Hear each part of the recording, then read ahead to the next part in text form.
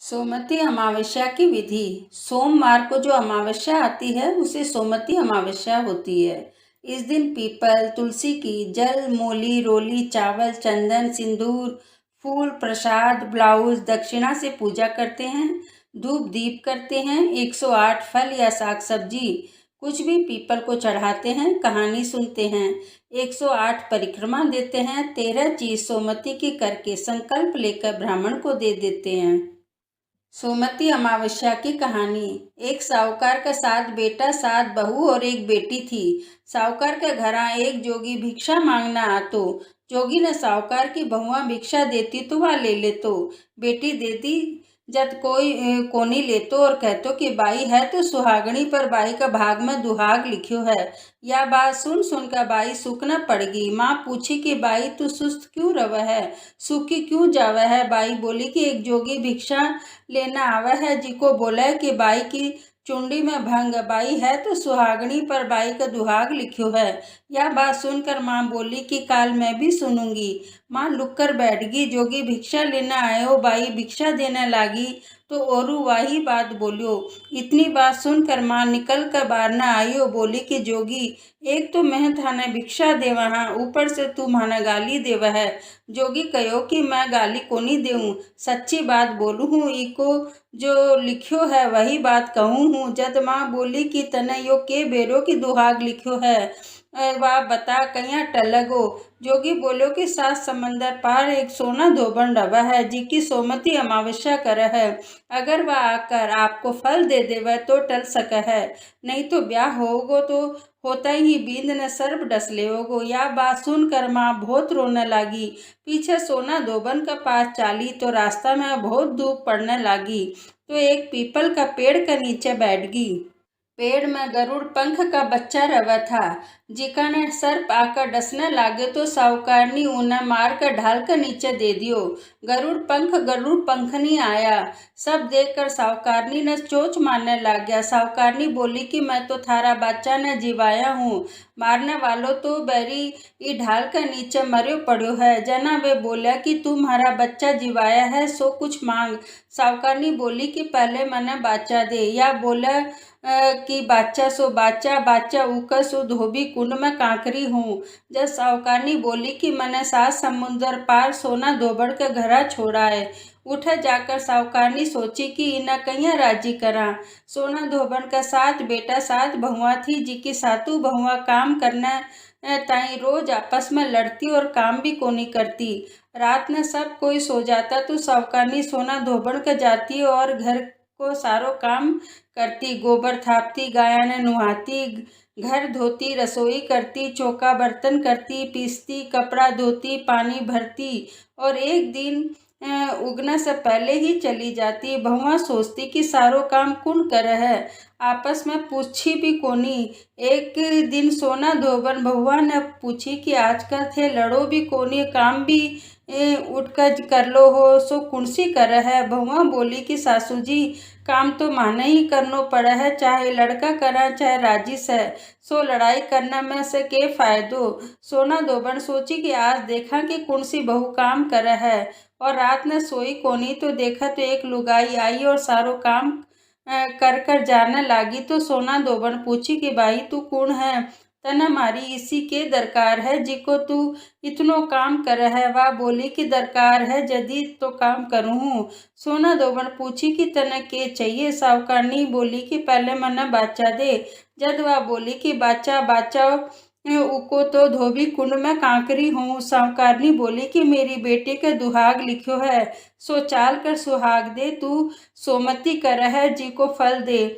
सोना धोबन आपका बेटा। बहुआ ने बोली कि मैं तो इका सागर जाऊँ हूँ, गैल से थारो बाप मांगर हो जावे तो तेल घी का कुपा में घाल कर छोड़ दियो। तीनों जना साहूकारनी का घर आगी। साहूकारनी बेटी को ब्याह मांडियो, बींद फेरा में बैठ गयो। सोना धोबन बीत कर गोडा कने काचो करवा में काचो दूध और तात को तार लेकर बैठ गई।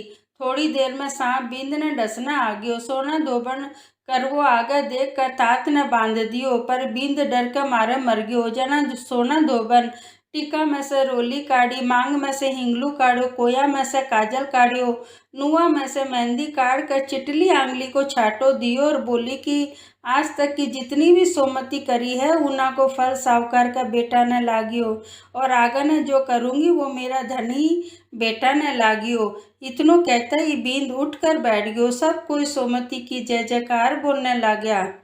सोना धोपन पाछी जाने लागी तो सावकारनी बोली कि तू मेरा जमाई ने जीवन दान दियो है, सो कुछ मांग ले। वह बोली कि मने तो कुछ कोनी चाहिए, खाली एक कुख सिलावे की हांडी दे दे। हांडी लेकर चाली। रास्ता में सोमती आई तो हांडी का 108 और 13 चकपगिया कर पीपल के नीचे कहानी कही। 108 फेरी देई और सारा चकपहिया पीपल के नीचे गाड़ कर घरा आगी। उठा देखा तो बीको धनी मांगर होयोड़ो तेल घी का कूपा में पड़ो है। जद टीका में से रोली काढ़ी, मांग में से हिंगलू काढ़ो, कोया में से काजल काढ़ो, नुआ में से मेहंदी काढ़ कर चिटली आंगली को छाटो दियो और बोली कि जो रास्ता में सोमती करी हूँ ऊको फल मेरा धनी न लागियो। इतनो कहते ही धनी उठ कर बैठ गयो। घर को जोशी आयो तो बोलियो कि हे जजमान, सोमती क्यों के कर्यो हो सो देव। सोना धोबन बोली कि मैंने तो सोमती रास्ता में आई थी, सो मैं तो कुछ भी कोनी कर्यो, सो वो कर्यो है सो पीपल के नीचे ही गाड़ दियो। जोशी जाकर खोद कर देखा तो 108 और 13 सोना का चक्कर हो रहा है। जोशी जल्दी जल्दी घना ले आयो और कहो कि जजमान, इसी इसी फेरी देई मने कवे कि कुछ भी कोनी करी। सोना धोबन बोली कि यो तो थारे ही भाग को है, से होयो है सो थे ही ले जाओ। जोशी बोला कि मेरो तो चौथो पाती हुआ है, बाकी थारो मन होवे जीने देओ। सारी नगरी में हेलो फिरा दियो, सब कोई सोमती करियो। हे सोमती अमावस, जी को सावकार की बेटी ने सुहाग दियो, जिसो सबने दियो। कहता न सुनता न हुंकारा भरता न, अपना सारा परिवार ने दियो, माने भी दियो। अब विनायक जी की कहानी। बुढ़िया माई का एक बेटो और एक बहू था। बेटो दूर गांव में कमा करना जातो तो बुढ़िया माई आपकी बहू ने बहुत दुख देती, कुछ खाना पीना को नहीं देती। जब बहू के करती कि कलेओ पड़ो रहतो जी को खा लेती, थोड़ो खिंडा देती और सासू पूछती तो चूसा को नाम लगा देती। बिको धनी 12 महीना से घर आवत हो तो सोचो कि काल मेरो धनी आवेगो, सो मैं सुदिया उठ कर काम कर लेऊंगी। उठे न भगवान विनायक जी महाराज सोचा कि यह रोजी न कलेवो खा लेवे और चूसा को झूठो नाम लगा देवे है, सो इन्हें चुटकलो दिखानो चाहिए। बहू रात ने आपकी कोठरी का किवाड़ बंद कर कर सोती और आपकी धोती खूंटी का टांग देती। भी दिन भी अइया ही करी तो गणेश जी महाराज चूसा न आज्ञा दे कि बिकी धोती न बिल में ले जाओ। सवेरे बहू सुतिया उठ कर देखा तो धोती कोनी तो उठ कर बैठी बैठी रोने लगी। बारने से सब कोई हेला मारने लग गया तो बोली कि मेरी धोती खूटी में से कोई ले गयो, मने बार न कहीं आऊँ। इतना में मैं बिको धनी बार गांव से आयो। सब कोई बोला कि तेरी लुगाई किवाड़ को नहीं खोला। धनी किवाड़ खोल के भीतर गयो तो देखा लुगाई उगाड़ी बैठी है और उन्हें मारने लाग्यो। वह बोलो कि तू झूठ बोला है, बंद कमरा में से धोती कटे जाती। लुगाई अपना मन में सोची कि सासू को कलेवो खा लेती और चूसा को नाम लगा देती, सो विनायक जी तो छुटकलो नहीं दिखायो है। जब वह हाथ जोड़कर बोली कि हे विनायक जी, मेरी धोती मिल जाओगी तो मैं 1.25 रुपया को प्रसाद चढ़ाऊंगी।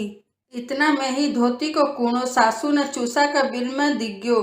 सासू बोली, बहू है तो साची। बहू बोली कि मेरी करनी मेरे हाथ में, रोजीना सासू को कलेवो चुरा कर खा लेती और चूसा को नाम लगा देती, सो विनायक जी चुटकलो दिखाया है।